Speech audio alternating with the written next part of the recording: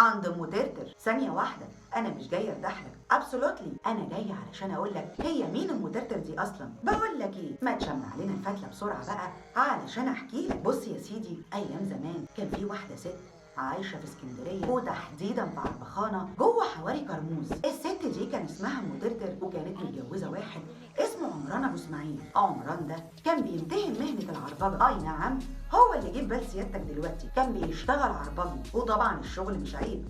انا بس بقول لك هو كان بيشتغل ايه علشان عارفاك هتدخل تكتب لي في التعليقات ما تتقي الله بقى. هو الشغل كمان بقى عيب وحرام، وبقى ماده للسخريه والاستهزاء من خلق الله، فقلت الحقك قبل ما تعملها علشان انا مش قادر. المهم يا هندسه، ام ترتر وعمران كانوا مخلفين 4 اخوات اللي هم اسماعيل وابراهيم ونبويه وترتر. طب هي ليه سمت بنتها ترتر اصلا؟ هي ما كانش ينفع تسمي بنتها خرزه ولا حبايه زرقاء حتى. على فكره عيب عليك كده، ما تخليش تفكيرك يروح لبعيد، علشان انا ما اقصدش الحبايه الزرقاء اللي جت في دماغك، انا اقصد الحبايه الزرقاء بتاعه الحسن. ايوه هي دي يا خفيف، عرفتها كده. المهم قلت لي ليه بقى هي سمت بنتها ترتر اصلا؟ اقول لك يا سيدي، ده لانها كانت بتحب تلبس الجلابيه والمنديل ابويا ويبقى كله كده مليان ترتر، ماشيه تلعلط يعني من الاخر، ست فالجر يعني. وبرضه هتسيب المهم وهتقول لي يعني ايه منديل ابويا؟ هقول لك معرفش، اساله هو ما تسالنيش انا. ما تزهقنيش بقى اكتر من كده، خلينا اكمل. ده انا لسه هقول لك ليه لما بتطلب من حد حاجه يرد عليك ويقول لك عند ام ترتر. اتقل عليا. ام ترتر دي يا برنس كان عندها مزرعه طيور فوق سطح شقتها، كانت بتربي فيها الطيور، يعني البط والوز والفراخ والديوك وكده. فاحيانا الطيور بتاعت الجيران كانت بتطير على السطح عندها، فكانت ديك تطير من هنا وهوب فجاه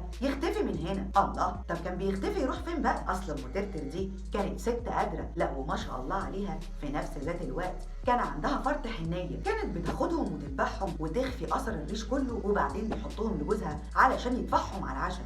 حنينه قوي الست دي. المهم يا سيدي، لما كان حد من الجيران كان بيختفي الديك بتاعه ويروحوا يسالها عنه، ترد عليه بصوت عالي وتقول له عند ام ترتر. فالجيران يا قلب امهم يردوا بصوت واطي على الراجل الغلبان اللي اتسرق منه الديك، ويقولوا له يعوض عليك ربنا يا اخويا. ده لدرجه ان في مره من المرات واحد من الجيران كان مربي 2 ديوك، فطار منهم واحد عند ام ترتر، فلما حب يرجعوا منها الجيران حذروه، قالوا له اوعى تعمل كده، دي ست شلق وصوتها عالي وممكن تبهدلك، الله يعوض عليك. خلاص الديك راح عند ام ترتر، يعني استحاله ترجعه تاني رغم انك عارف هو مكانه فين. بعد كده لما تسال اي حد عن اي حاجه ويرد عليك ويقول لك عند ام ترتر، افهم ان هو يقصد ابقى قابلني بس يا سيدي. وهو ده اصل الحدوته. كونوي.